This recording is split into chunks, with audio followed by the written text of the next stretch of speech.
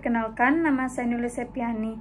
Pada kesempatan kali ini, saya akan mereview novel dengan judul Sebuah Seni untuk Bersikap Bodo Amat.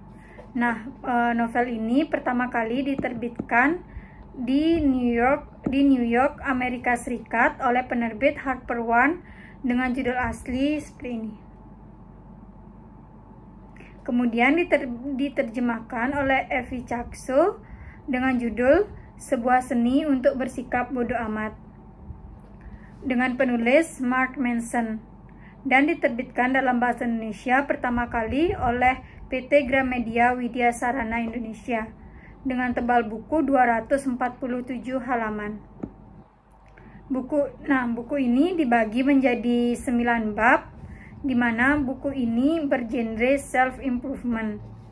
Dalam buku pengembangan diri yang mewakili generasi saat ini, yang menunjukkan pada kita bahwa kunci untuk menjadi orang yang lebih kuat, lebih bahagia adalah dengan mengerjakan segala tantangan dengan lebih baik dan berhenti memaksa diri untuk menjadi positif di setiap saat. Dan dalam buku ini, penulis melontarkan argumen bahwa manusia tak sempurna dan terbatas. Mark Manson mengajak kita untuk mengerti batasan-batasan diri kita dan menerimanya. Inilah sumber kekuatan yang paling nyata.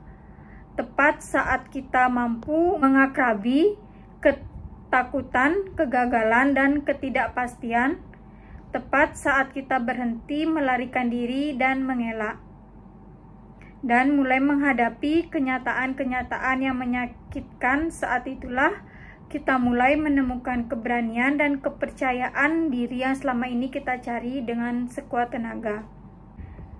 Cuek dan masa bodoh merupakan cara yang sederhana untuk mengarahkan kembali ekspektasi hidup kita dan memilih apa yang penting dan apa yang tidak.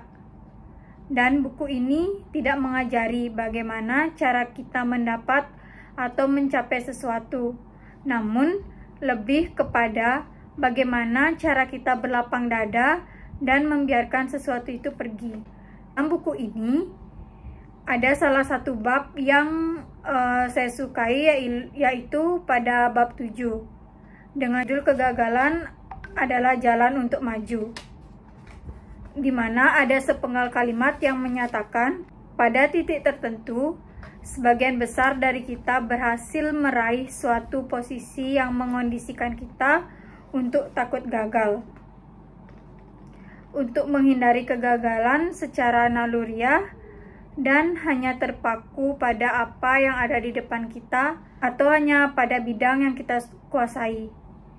Kita hanya bisa benar-benar sukses kalau kita ada suatu bidang yang memungkinkan untuk rela gagal. Jika tidak bersedia untuk gagal, kita pun tidak bersedia untuk sukses. Yaitu penggalan kalimat terdapat pada halaman 175, yaitu pada bagian ini. Selanjutnya di sini saya akan membahas mengenai kelebihan dan kekurangan dari novel ini. Yang pertama, saya akan menjelaskan kelebihan novel ini, yaitu isi yang dipaparkan di dalamnya sangat bermanfaat bagi kita, di mana banyak memberikan pesan moral yang berhubungan dengan kehidupan kita mengenai cara menghargai hal yang penting dalam hidup kita. Dan cerita dalam buku ini tidak membosankan, dan buku ini memiliki halaman yang tidak terlalu tebal.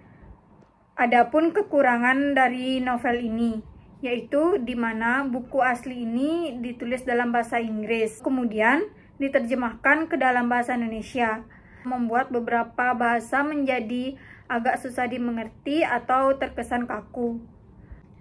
Kesimpulan, buku ini berisi tulisan-tulisan yang membuka cara pandang baru kita untuk menghargai kehidupan ketika terjadi hal-hal yang tidak menyenangkan atau yang tidak kita inginkan. Dan kita dapat lebih mementingkan mana yang harus dipikirkan dan mana yang kita abaikan. Menurut saya, buku ini layak untuk kita baca karena buku ini dapat membuat kita bisa mulai menjalani kehidupan yang lebih memuaskan dan apa adanya. Nah, sekian review novel dari saya. Apabila ada kesalahan kata, mohon dimaafkan. Saya ucapkan terima kasih.